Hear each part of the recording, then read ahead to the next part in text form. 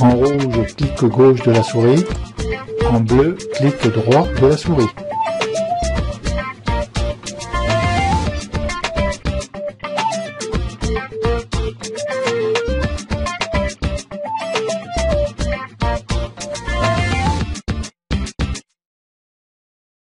Nous allons maintenant aborder le dernier module de ce tutoriel de Lightroom 3 à Lightroom CC 2015 où nous allons voir les préférences. Alors, ce tutoriel n'est pas fait uniquement au possesseur de Lightroom CC.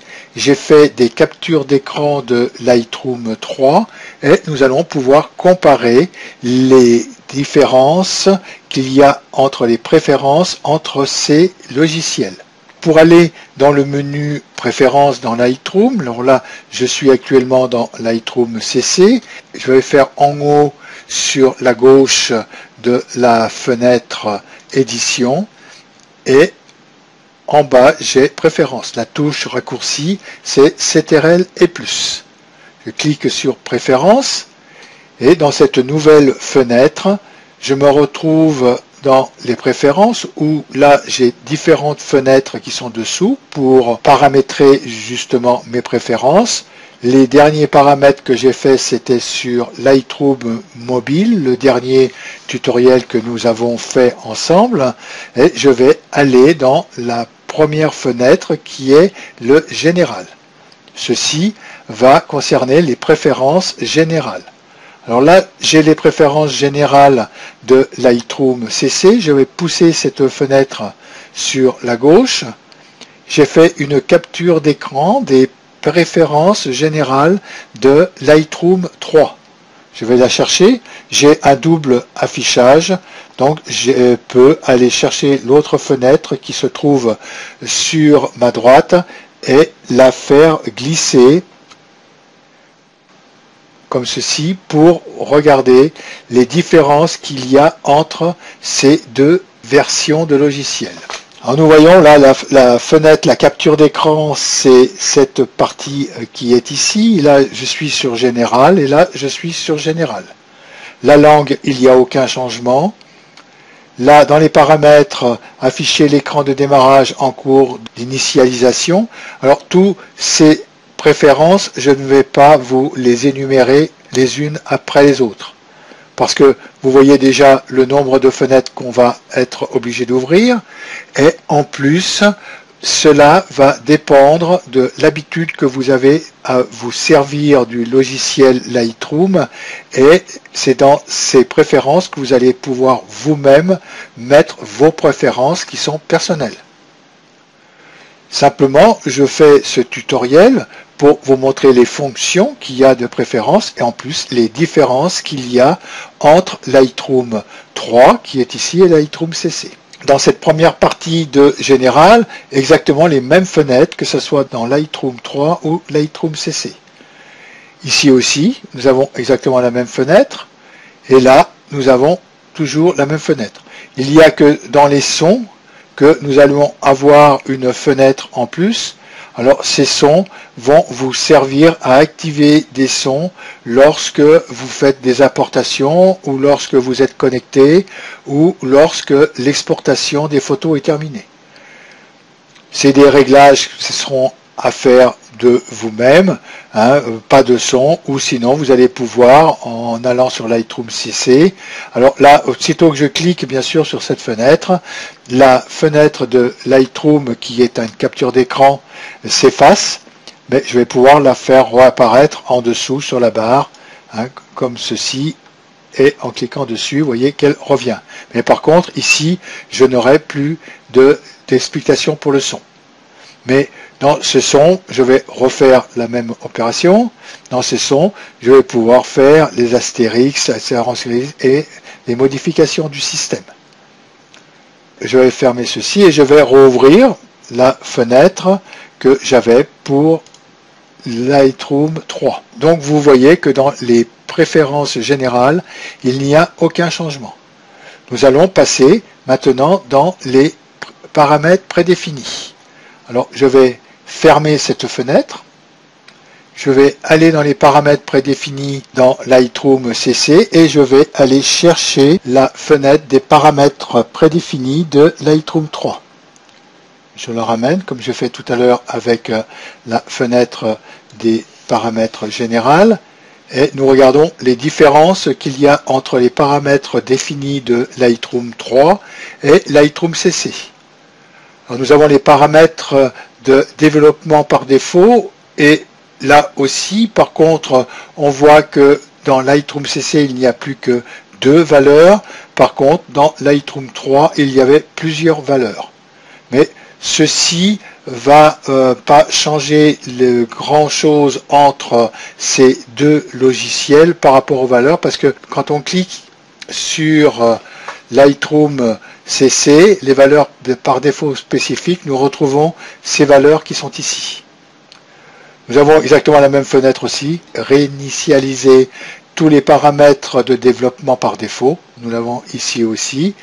Et en cliquant là-dessus, si vous avez fait énormément de paramètres et que vous ne vous y retrouvez plus, eh bien, cliquez sur réinitialiser tous les paramètres de développement par défaut. Ceci va réinitialiser que les paramètres de développement qui sont ici.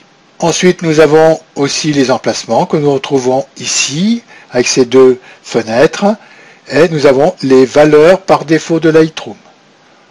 Nous avons exactement les mêmes valeurs. Il y a plus de valeurs dans Lightroom CC, parce que dans Lightroom CC, nous avons des libellés que nous n'avons pas dans Lightroom 3, les libellés de couleur, et nous avons aussi de restaurer les paramètres prédéfinis de disposition automatique. Ces deux valeurs ne seront pas incorporées dans Lightroom 3. Certains paramètres, par contre, dans Lightroom CC, si vous les changez, vous serez obligé de redémarrer Lightroom pour que ces paramètres soient opérationnels. Je vais fermer la préférence de Lightroom. Et non, nous allons passer aux éditions externes. Je vais chercher la fenêtre des éditions externes de Lightroom 3 et je la fais glisser sur l'écran. Dans cette fenêtre, nous voyons que ces deux fenêtres sont exactement identiques. La première partie, modifiée dans Adobe Photoshop.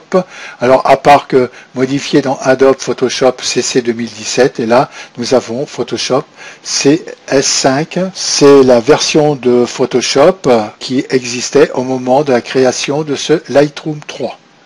Nous voyons que ces fenêtres-là sont pareilles. Personnalisées, c'est pareil. Ici, nous avons exactement les mêmes fenêtres. Il n'y a que empilé avec l'original qui a été rajouté sur Lightroom CC. C'est une fonction qui va pouvoir vous permettre d'empiler vos photos sur l'original. Et cette fonction-là n'existait pas dans Lightroom 3. Je vais pouvoir fermer la préférence de Lightroom 3. Et je vais aller dans les gestions de fichiers. Je vais aller chercher la fenêtre des gestions de fichiers de Lightroom 3. Et je la fais glisser sur l'écran. Et nous voyons aussi que là, rien n'a énormément changé. Vous voyez que ces deux fenêtres sont exactement pareilles, à part qu'en dernière version, nous avons les paramètres de la mémoire cache des vidéos. Alors pour ceci, nous verrons ça dans l'interface. Et ainsi, le dernier fichier que nous avons dans les préférences de Lightroom 3, qui est l'interface, nous allons voir dans le prochain tutoriel l'interface avec Lightroom 3 et Lightroom CC. Je vais fermer cette fenêtre de la gestion des fichiers. Nous n'avons plus de capture d'écran car les autres fenêtres que nous avons maintenant, l'interface, nous allons le voir dans le prochain tutoriel. Nous avons les performances. Alors dans ces performances avec Lightroom CC, il y a un gros avantage c'est que maintenant, il prend la gestion de votre processeur graphique. Il a vu que j'avais comme carte vidéo une GeForce GTX 650 et il la prend en compte pour toutes les opérations que je vais faire avec Lightroom CC. Ceci va me permettre d'aller énormément plus vite lorsqu'il prend processeur graphique. Vous pouvez éventuellement décocher cette case, mais je vous le déconseille parce que si vous avez une bonne carte vidéo, ça vous rendra Lightroom beaucoup plus fluide. Ensuite, vous avez une case dessous, développer, utiliser les perçus dynamiques plutôt que les originaux pour retoucher des images. Je ne suis pas pour les aperçus dynamiques, c'est pour ça que cette case n'est pas cochée. Là, vous pouvez avoir vos informations système, si vous cliquez dessus, et vous verrez toutes les informations sur votre carte graphique. Nous avons aussi une autre fenêtre de préférence qui est sur Lightroom pour mobile, qui n'est pas bien sûr sur Lightroom 3. Quand vous avez ces préférences qui sont là, vous devriez avoir pour Lightroom pour mobile un compte sur le cloud d'Adobe, où là vous allez avoir tous vos références d'idées. Et cette fenêtre-là veut dire que vous avez toutes les fonctions de la Lightroom mobile qui peuvent être activées. Et nous avons aussi la fonction réseau. Donc la fonction réseau va vous servir plus spécialement sur le web pour envoyer des galeries. Et bien voici pour tout ce qui était de ces préférences sur Lightroom 3 et Lightroom CC. Je vais fermer maintenant ces préférences et nous allons voir au prochain tutoriel l'interface.